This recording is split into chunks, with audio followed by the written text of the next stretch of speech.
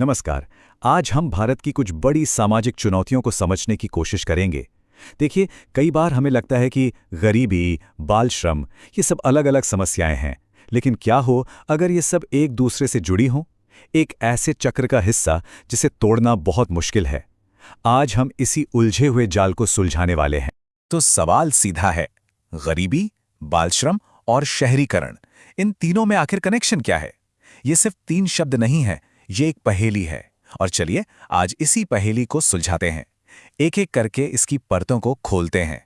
इस पूरी पहेली को समझने के लिए बस एक शब्द काफी है, दुष्चक्र, मतलब एक विशिष्ट साइकिल। सोचिए, ये एक ऐसे पहिए की तरह है जो एक बार घूमना शुरू हो जाए तो खुद ब खुद घूमता रहता है और हालातों को बस बिगाड़ता ही जाता है। यही वो दुष्चक्र है जो इन सारी समस्याओं को एक साथ बांधे हुए है। तो ठीक है, शुरू कहां से करें? इस दुष्चक्र का जो शुरुआती पॉइंट है, जो जड़ है, वो है गरीबी। यहीं से सारी कहानी शुरू होती है। ये वो नींव है जिस पर बाकी समस्याओं की इमारत खड़ी होती है। अच्छा, जब हम गरीबी शब्द सुनते हैं तो दिमाग में क्या आता है? सिर्फ पैसों की कमी? नहीं, बात इससे कहीं ज्यादा गहरी है। चलिए इसको थोड़ा और करीब से समझते हैं। देखिए, गरीबी को समझने के दो तरीके हैं।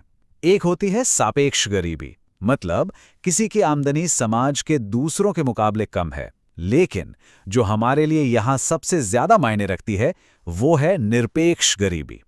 इसका सीधा सा मतलब है रोटी, कपड़ा और मकान जैसी जो बेसिक जरूरतें हैं उनका भी पूरा ना हो पाना। और यही यही हमारे दुष्चक्र का असली स्टार्टिंग पॉइंट है। तो सवाल यह है कि ये गरीबी पैदा क्यों होती है? इसके पीछे कुछ बड़ी वजहें हैं, जैसे बढ़ती आबादी का दबाव, गांव में लोगों का सिर्फ खेती पर निर्भर होना, और जाहिर है बेरोजगारी। मतलब ये कोई एक दिन की समस्या नहीं है, इसकी जड़ें बहुत गहरी है। और सोचिए, इस गरीबी का सबसे दर्दनाक, सबसे भयानक असर क्या होता है? वो है कुपोषण। जब पेट भरने तक को खाना ना हो तो सेहत की बात तो बहुत दूर है, और इसका सबसे बुरा असर पड़ता है बच्चों पर। ये इस पूरे चक्र का शायद सबसे दुखद हिस्सा है। तो गरीबी का असर हमने देखा, अब कहानी को थोड़ा आगे बढ़ाते हैं। गरीबी की यही मजबूरी हमें इस दुष्चक्र की अगली और बहुत ही भयानक कड़ी तक ले जाती है, और वो है बाल श्रम।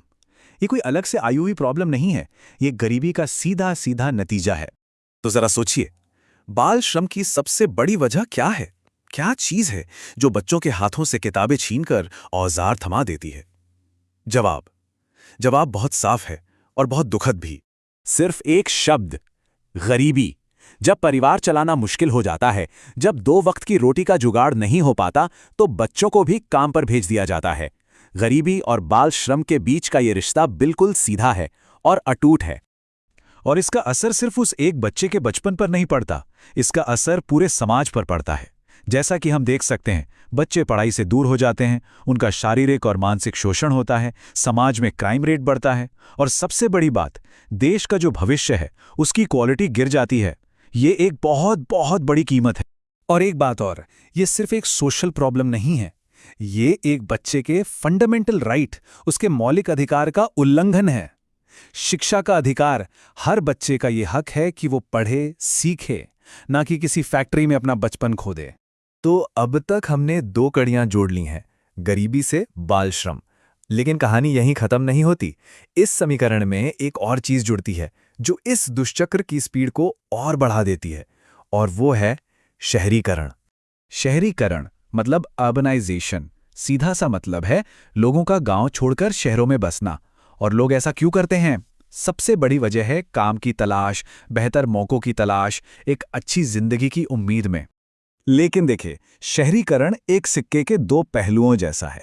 एक तरफ तो शहरों में मॉडर्न सुविधाएं हैं, नौकरियां हैं, मौके हैं, पर दूसरी तरफ जब ये बहुत तेजी से और बिना किसी प्लानिंग के होता है तो प्रदूषण, ट्रैफिक जाम, झुग्गियों की भीड़ जैसी समस्याएं खड़ी हो जाती हैं।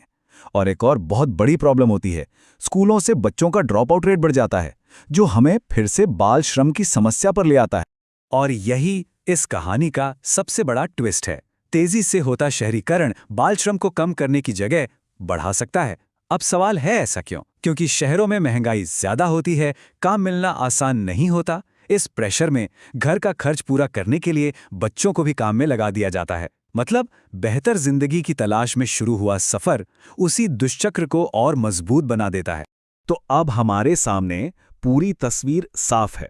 हमने इस पूरे दुष्चक्र को समझ लिया है। अब सबसे बड़ा सवाल, क्या इस चक्र को तोड़ा जा सकता है? तो जवाब है हाँ, बिल्कुल।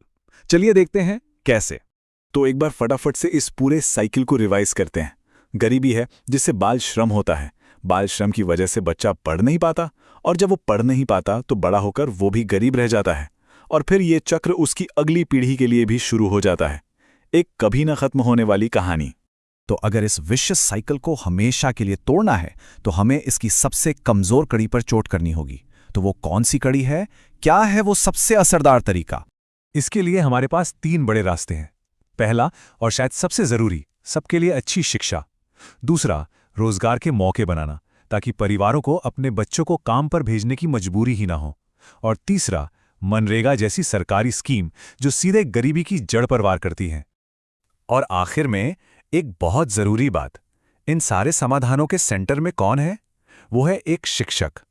क्योंकि जब एक बच्चा पढ़ लिख जाता है तो वो सिर्फ अपनी नहीं बल्कि अपने पूरे परिवार की किस्मत बदल सकता है, इस दुष्चक्र को तोड़ सकता है। समाज को बदलने की जो असली ताकत है वो असल में क्लासरूम के अंदर ही है।